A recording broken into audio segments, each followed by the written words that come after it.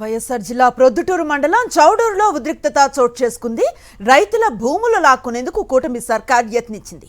AP IIC పేరుతో భూములు ఖాళీ చేయాలని అధికారులు ఆదేశించారు.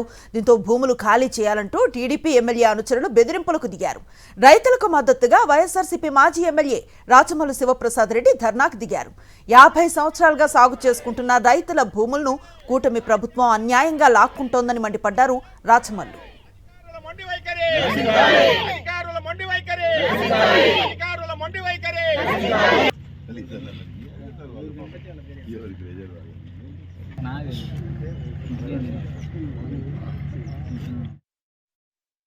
భూమి శిస్తు పన్ను కట్టించుకున్నారు, 50 ఏళ్ల నుంచి నీటి తీరువా పన్ను కట్టించుకున్నారు, మీటర్ ఇచ్చినారు, కరెంటు బిల్లు కట్టించుకున్నారు, వ్యవసాయానికి ఉచిత కరెంట్ ఇచ్చినారు.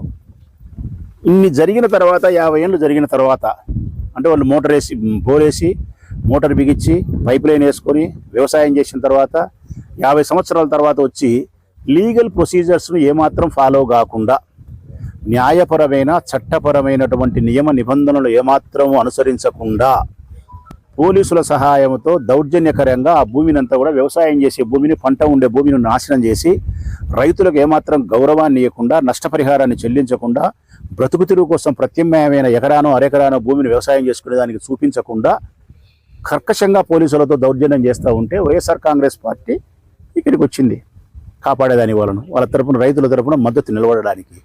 ఈ ప్రభుత్వం రైతులకు అనుకూలమా, రైతులకు వ్యతిరేకమా? మీరంటే ఎట్లా ప్రకృతి వైపరీత్యాల వల్ల రైతులకు సంభవించే నష్టాన్ని మీరు ఎట్లా బూడ్చలేరు? పండించిన పంటకు గిట్టుబాటు ధర మీరు ఇయ్యలేరు. వాళ్ళు కష్టం చేసి వాళ్ళ రక్తాన్ని చెమట రూపంలో చేసి పండించుకుంటూ ఉండే దాంట్లో కూడా మీరు బుద్ధి వచ్చి 50 ఏళ్ల తర్వాత చేయంటే ఈ భూమికి తర్వాత పట్టా భూములు ఉన్నాయి, దానికి వ్యవసాయ నీరు ఈ పైప్ లైన్ ద్వారానే పోవాలా. ఈ భూమికి అటువైపున 3 గ్రామాలకు తాగునీరు ఇక్కడి నుంచే పోవాలా.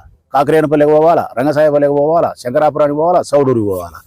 అంటే మీరు చేసే పని వల్ల 3-4 గ్రామాలకు పైప్ లైన్ డిస్టర్బ్ అయితే తాగునీరుకి ఇబ్బంది అవుతుంది, పట్టా భూములకు వ్యవసాయానికి సాగునీరు ఇబ్బంది అవుతుంది. ఈ రైతులకు నష్టపరిహారం చెల్లించకుండా, ప్రత్యామ్నాయ భూమి చూపించకుండా దౌర్జన్యం చేసే తప్పు అవుతుంది.